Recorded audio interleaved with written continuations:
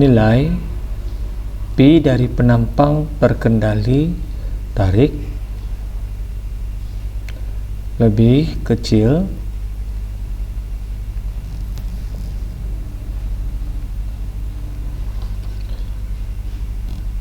nilai pi dari penampang terkendali tarik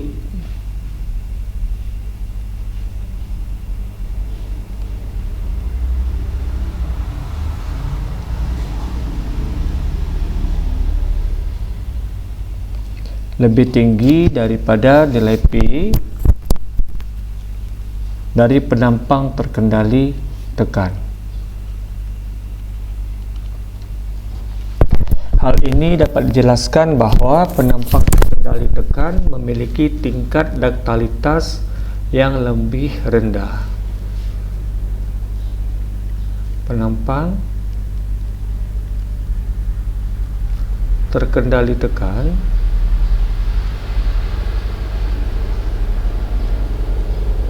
itu memiliki daktalitas yang lebih rendah. Hal yang serupa juga tercermin dari penggunaan nilai pi pada penampang tulang spiral dibandingkan penampang dengan tulangan non-spiral. Penampang dengan tulangan spiral memiliki tingkat daktalitas yang lebih tinggi daripada penampang dengan jenis tulangan pengekang lainnya.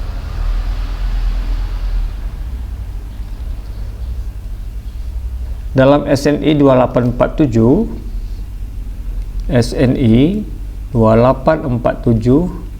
tahun 2013, nilai pi ditentukan berdasarkan regangan tarik pada serat terluar. Nilai pi ditentukan berdasarkan regangan tarik pada serat terluar atau bisa disebut dengan epsilon T dalam kurung net tensile strain. Seperti bisa dilihat pada persamaan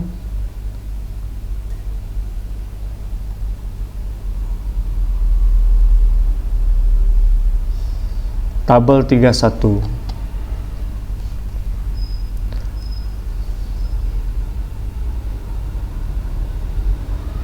Seperti bisa dilihat pada tabel 31.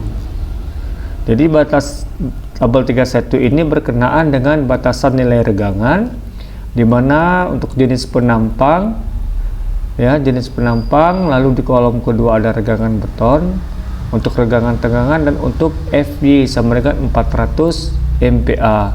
Contoh untuk yang terkendali tekan, regangan beton adalah 0,003 dan regangan tulangan itu adalah epsilon T lebih kecil daripada Fy dibagi dengan Es atau momen inersia steel. Untuk Fy sendiri yang 400 MPa, maka epsilon T nya adalah 0,002.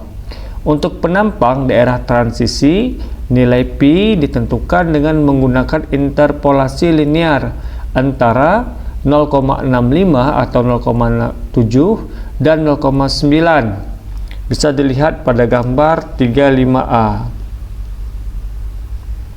Ini. Jadi untuk menggunakan interpolasi linear ini pada daerah transisi. Ini adalah wilayah dari daerah transisi. Jadi gambar 3.5a ini menunjukkan variasi nilai pi untuk tulangan baja Fy 400 megapascal, sedangkan persamaan garis pada daerah transisi itu adalah sebagai berikut. Untuk tulangan spiral, pi adalah 0,75 ditambah dengan epsilon T dikurang dengan 0,002 dikali dengan 50.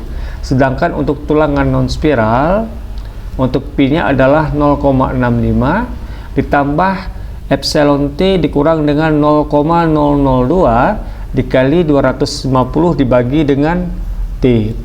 Sebagai alternatif, nilai Pi pada era transisi dapat ditentukan sebagai rasio dari nilai C per dt untuk Fy sama dengan 400 megapascal.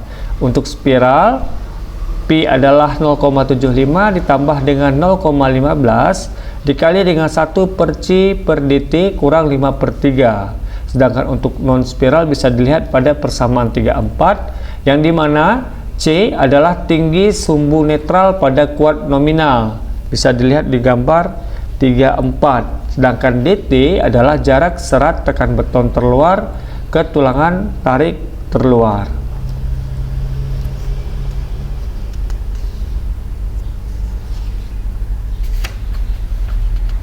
Jadi ini hubungan antara Pi dan epsilon T, yang dimana epsilon T ini adalah tulangan daerah terkendali tekan. Untuk yang daerah sini adalah daerah terkendali tekan dengan nilai ET adalah 0,002, dan sebelah kanan pada epsilon T 0,006 ke atas ini adalah daerah terkendali tarik.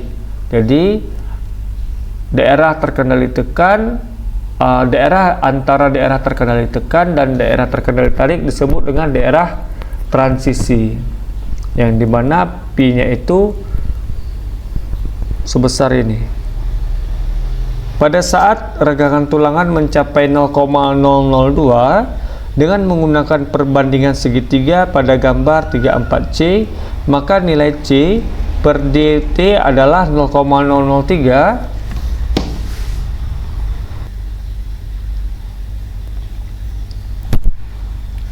Pada saat regangan tulangan mencapai 0,002 dengan menggunakan perbandingan segitiga pada gambar 34C,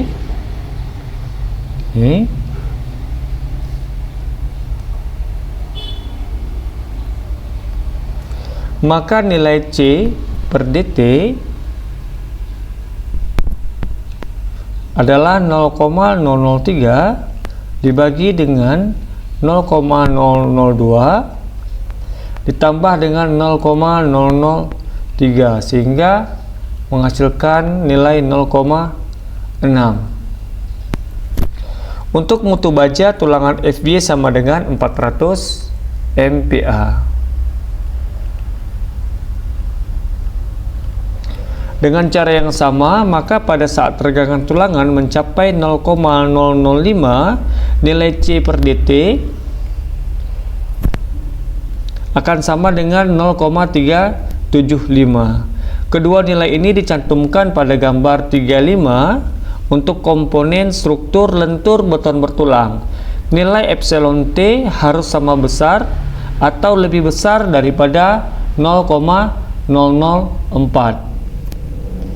Jadi sesuai dengan syarat pada SNI 2847 2013 pada pasal 10, jadi SNI 2847 tahun 2013, jadi pada pasal 10.3.5, jadi Pi adalah 0,65 ditambah dengan epsilon T dikurangi dengan 0,002 dikali dengan 250 dibagi dengan 3, jadi menghasilkan 0,65 ditambah dengan 0,004 dikurangi dengan 0,002 dikali dengan 250 dibagi dengan 3, itu sama dengan 0,817 atau bisa dibulatkan menjadi 0,82. Jadi gambar 36 ini adalah menunjukkan batasan nilai Pi nya.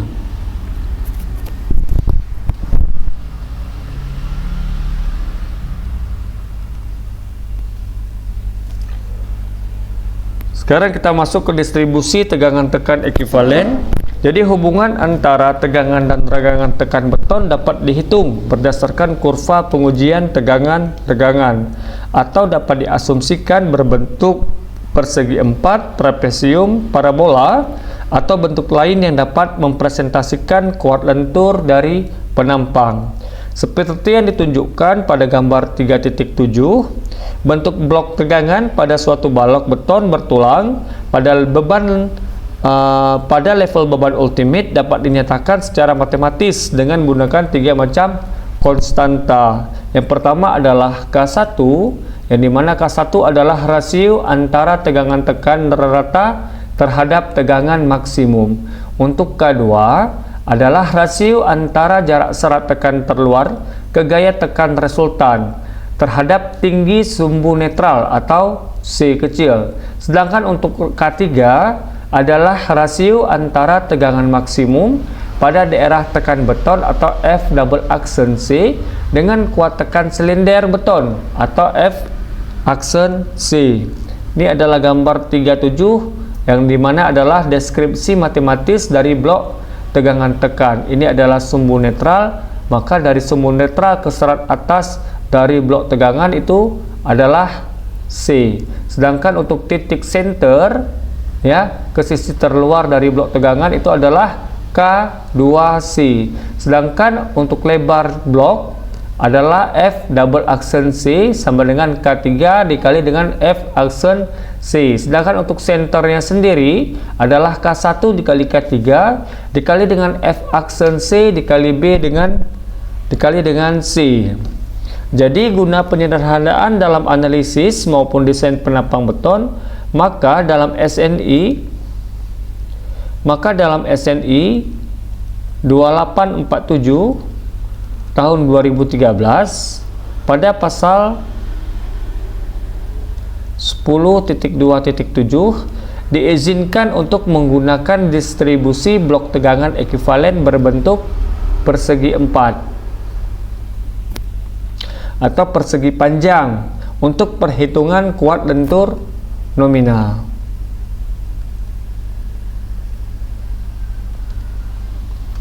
Model blok tegangan tersebut sering juga disebut dengan blok tegangan Whitney.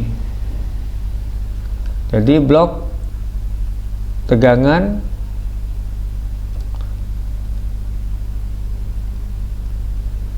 Whitney yang pertama kali diperkenalkan dalam jurnal ACI pada tahun 1937.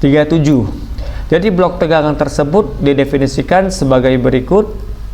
Yang pertama, tegangan tekan merata sebesar 0,85 F aksen C diasumsikan terdistribusi merata pada daerah tekan ekuivalen yang dibatasi oleh tepi penampang dan suatu garis lurus yang sejajar sumbu netral sejarak A sama dengan beta dikali dengan C dari serat beton yang mengalami regangan tekan maksimum.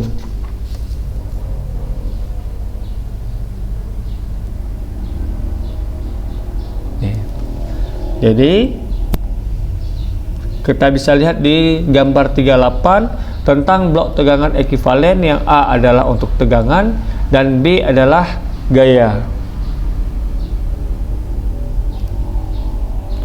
Jadi untuk definisinya,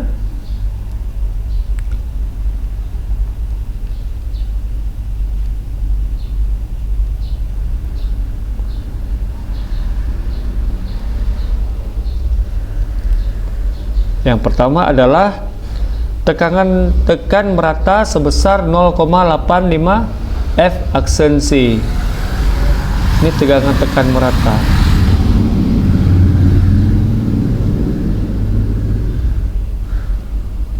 Itu diasumsikan terdistribusi merata pada daerah tekan ekuivalen yang dibatasi oleh tepi penampang dan suatu garis lurus yang sejajar sumbu netral sejarak A per beta kali C dari serat beton yang mengalami regangan tekan maksimum. Lalu jarak C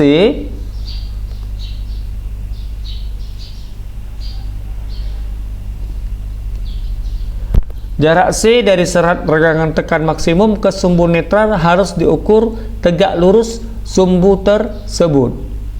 Jarak C. Jadi jarak C adalah dari serat regangan tekan maksimum ke sumbu netral. Ini sumbu netralnya. Harus diukur tegak lurus sumbu tersebut. Lalu untuk faktor beta 1 itu dapat dihitung dengan persamaan 35A, 35B, dan 35C. Jadi untuk faktor beta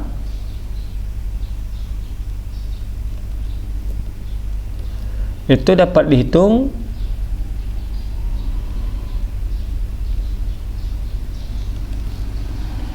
yang pertama adalah untuk kuat tekan beton.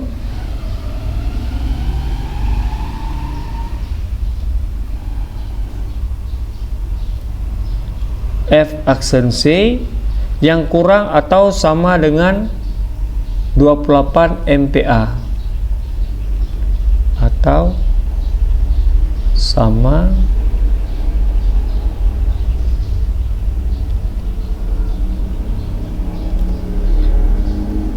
maka dia betanya adalah 0,85. Ini kita bisa buat persamaan 35.A. Lalu untuk yang B, untuk F aksen C lebih besar daripada 28 MPa dan lebih kecil daripada 56 MPa, maka persamaan beta adalah 0,85 dikurangi dengan 0,05 dikali dengan F aksen C dikurangi dengan 28 dibagi 7. Ini bisa disebutkan persamaan 35.B. Lalu untuk yang C, untuk F aksen C itu lebih besar dari 56 MPa, maka betanya adalah 0,65. Ini persamaan 3.5B. Untuk suatu daerah tekan persegi dengan lebar B dan tinggi sumbu netral C, maka resultan gaya tekan yang terjadi adalah 0,85 F aksen C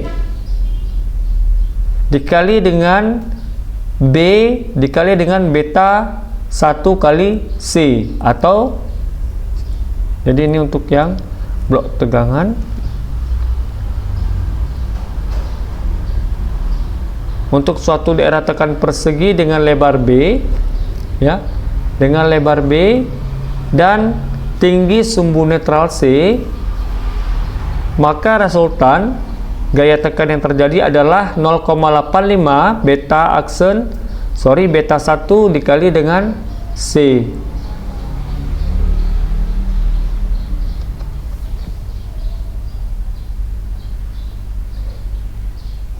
Dikali dengan F aksen C dikali dengan B. Jadi pada gambar 3.8 ditunjukkan model blok tegangan beton yang diusulkan oleh Whitney dan diadopsi dalam peraturan SNI 2847 tahun 2013.